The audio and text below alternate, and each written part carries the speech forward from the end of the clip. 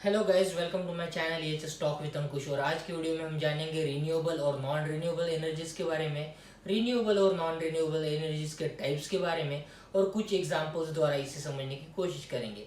So without wasting our time, let get started.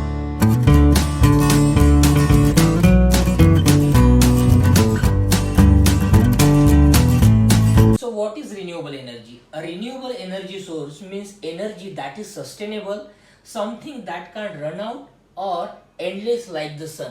मतलब ऐसी energy जो सस्टेनेबल है, जो लॉन्ग लास्टिंग है और जो सूरज की तरह ही कभी खत्म नहीं हो सकती, ऐसे एनर्जीज को ही हम रिन्यूएबल एनर्जीज कहते हैं। चलिए अब हम जानते हैं टाइप्स ऑफ एनर्जी के बारे में। तो first one is solar energy, जिसमें सोलर पैनल का आजकल इस्तेमाल करके एनर्जी प्रोड्यूस की जाती है, एनर्जी जनरेट की जाती है और उसको यूटिलाइज किया जाता है इंडस्ट्रियल एंड डोमेस्टिक पर्पस के लिए।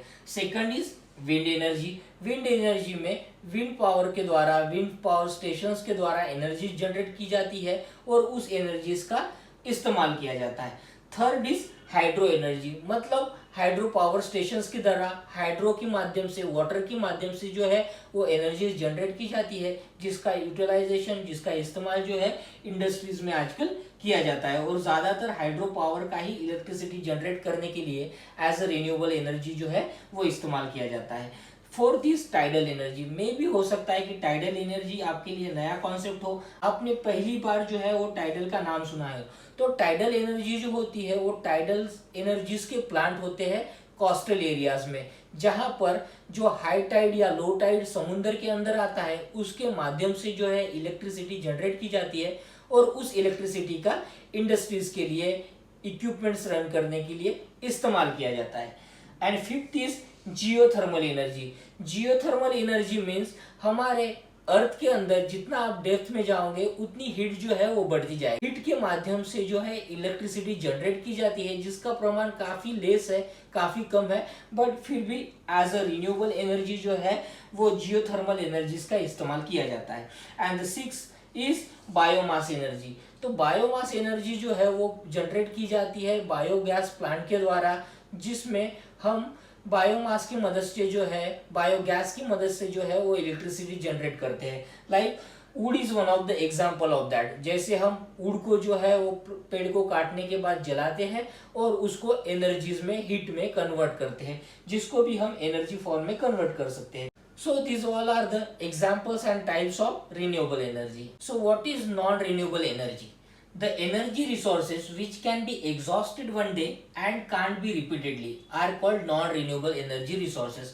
मतलब ऐसे एनर्जी रिसोर्सेस जो एक दिन खत्म हो जाएंगे, समय के साथ विलुप्त हो जाएंगे, ऐसे एनर्जी सोर्सेस को, ऐसे एनर्जी रिसोर्सेस को ही हम नॉन रिन्यूएबल एनर्जीज कहते हैं। चलिए कुछ एग्जांपल्स देखते हैं कि कौन से एनर्जीज जो है वो नॉन रिन्यूएबल एनर्जीज में आती है। तो first non renewable energy is fossil fuel. मतलब जो एनिमल्स या जो प्लांट्स डिकम्पोज्ड होते हैं उनसे ही हम फॉसिल फ्यूल बनाते हैं, जिसका इस्तेमाल जो है वो एनर्जी जनरेशन के लिए किया जाता है। बट फॉसिल फ्यूल जो है उसको प्रोड्यूस्ड होने के लिए, उसको जनरेट होने के लिए जो है मिलियंस ऑफ ईयर्स लगते हैं, जो कि एक दिन उसका समय आएगा और फॉसिल फ्यूल जो है वो खत्म हो जाएगा।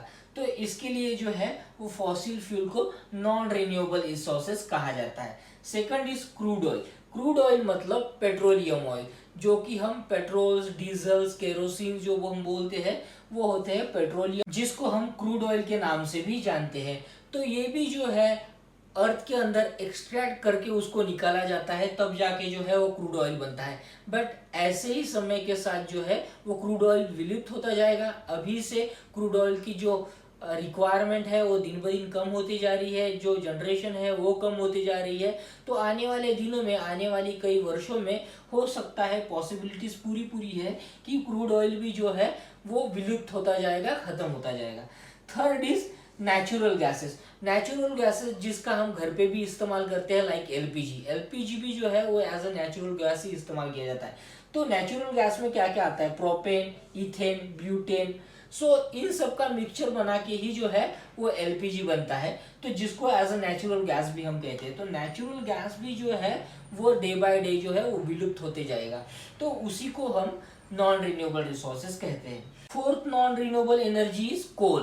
कोल भी जो है जैसे कि आपको पता है एक स्टोन से बनता है। स्टोन को डेवलप होने के लिए मिलियंस ऑफ ईयर्स लगते हैं। इन दिनों काफी सारे कंपनीज ने अपना कोल लोड जो है वो डाइवर्ट कर दिया है ऑन रिन्यूएबल एनर्जीज में, जिसमें से 30% रिन्यूएबल एनर्जीज के द्वारा जो है वो सोलर एनर्जीज के द्वारा जो है वो एनर्जी प्रोड्यूस करते हैं, जनरेट करते हैं आजकल।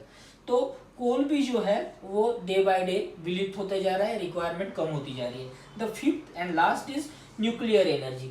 न्यूक्लियर एनर्जी जैसे कि आपको पता है radio active isotopes, radio active elements जो है वो जमीन के अंदर ही पाए जाते हैं। तो रेडियो एक्टिव एलिमेंट्स जो भी जो है वो डे बाय डे आने वाले समय में जो है वो खत्म हो जाएगा, कम हो जाएगा। तो इसी के लिए हम इसको भी जो है वो नॉन रिन्यूएबल रिसोर्सेज के रूप में देखते हैं, नॉन रिन्यूएबल एनर्जी के रूप में जानते हैं। पर बाकी सारे एनर्जीज के कंपैरेटिवली न्यूक्लियर एनर्जीज जो है वो CO2 लेवल जो है वो कम इमिट करता है। उसका जीरो इमिशन रेशियो है CO2 के केस में, तो उसका कार्बन इमिशन जो है वो उतना नहीं होता है as compare to other energy sources. तो चलिए अब हम जानते हैं रिन्यूएबल और नॉन रिन्यूएबल एनर्जीज के प्रोज एंड कॉन्स के बारे में, डिफरेंस के बारे में। रिन्यूएबल एनर्जी जो है वो लो कार्बन इमिट करती है, जबकि नॉन रिन्यूएबल एनर्जी जो है हाई कार्बन इमिट करती है। रिन्यूएबल एनर्जी जो है वो अनलिमिटेड क्वांटिटी में मात्रा में अवेलेबल है, जबकि नॉन रिन्यूएबल एनर्जी जो है वो लिमिटेड है। रिन्यूएबल एनर्जी जो है वो उसको हम बार बार इस्तेमाल कर सकते हैं, जबकि नॉन रिन्यूएबल एनर्जी जो है वो एक ही बार इस्तेमाल कर सकते हैं, जो कि एक समय पे खत्म भी हो जाएगा। रिन्यूएबल एनर्जी जो है वो कॉस्ट में लो है, जबकि नॉन रिन्यूएबल एनर्जी जो है उसकी कॉस्टिंग जो है वो हाई होती है। रिन्यूएबल एनर्जी जो है होती है वो पोल्यूशन फ्री होती है, जबकि नॉन रिन्यूएबल एनर्जी जो है वो पोल्यूशन पैदा करती है, पोल्यूशन उत्पन्न करती है। रिन्यूएबल एनर्जी जो है उसकी मेंटेनेंस कॉस्ट सिर्फ ज़्यादा होती है, जबकि नॉन रिन्यूएबल एनर्जी की मेंटेनेंस कॉस्ट जो होती है वो थोड़ी कम होती है। रिन्यूएबल एनर्जीज को जो है वो ज़्यादा एरिया, ज़्यादा लैंड की रिक्वायरमेंट होती है, जबकि नॉन रिन्यूएबल एनर्जी जो है वो कम area as compare to renewable energy. Non renewable energies को लैंड या स्पेस जो है वो कम रिक्वायरमेंट होती है। But end of the day अगर देखा जाए तो नॉन रिन्यूएबल एनर्जी जो है वो एक दिन खत्म हो जाएगी, वो लिमिटेड है, उसके रिसोर्सेज लिमिटेड है और आने वाले समय में ये विलुप्त हो जाएगी। जबकि रिन्यूएबल रिसोर्सेज जो है इसका हम बार बार इस्तेमाल कर सकते हैं, सेल्फ जनरेट कर सकते हैं, जिसकी कॉस्टिंग जो है वो कम पड़ती है अगर हम बात लॉन्गर पीरियड ऑफ टाइम की करते हैं। तो एनर्जी जो है वो लो कार्बन प्रोड्यूस करता है, इमिट करता है, जबकि नॉन रिन्यूएबल एनर्जी जो है वो हाई कार्बन प्रोड्यूस करता है, इमिट करता है, जिस वजह से पोल्यूशन का दर जो है वो दिन ब दिन बढ़ रहा है, ग्रीन हाउस गैसेस इफेक्ट जो है वो बढ़ रहा है, ग्लोबल वार्मिंग जो है वो बढ़ रहा है। तो आज के वीडियो में हमने जाना रिन्यूएबल और नॉन रिन्यूएबल एनर्जीज के बारे में, रिन्यूएबल और नॉन रिन्यूएबल एनर्जीज के टाइप्स के बारे में, renewable and non renewable energies के प्रोज एंड कॉन्स के बारे में, और कुछ एग्जांपल्स द्वारा इसे समझने की कोशिश की।